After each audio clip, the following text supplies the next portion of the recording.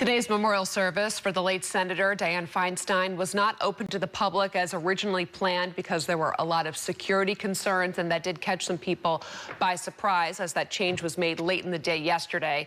KRON 4's Rob Nesbitt joining us now live from City Hall with this part of the story. But Rob, you got a chance to talk with a lot of people who did show up today, and they were able to see and experience some of the service.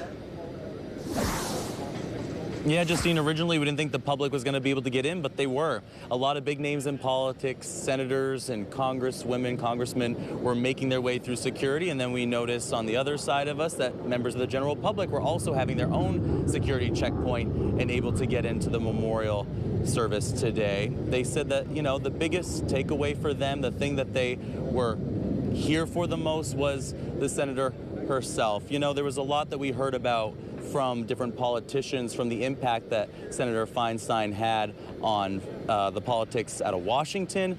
But everyone I spoke to really remembers what she did here in San Francisco. First as her time as supervisor, and then as the first female mayor in the city. And that was the biggest thing. The glass ceilings that she shattered for women, whether it was in politics or any job that they took, they were really inspired by her career, and they wanted to come here and pay their respects. There was one woman that I talked to, her name was Kay Nauman. She drove over from Oakland for today's memorial service. She wasn't sure she was going to be able to get in, but she did. And here's what she said about the late senator.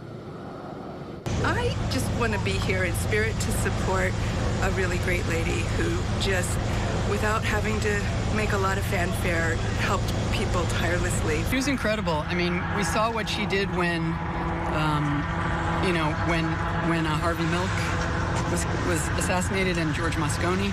She took charge like a boss, and people had faith in her and believed in her, and she carried this city along. So she was a leader from the get-go.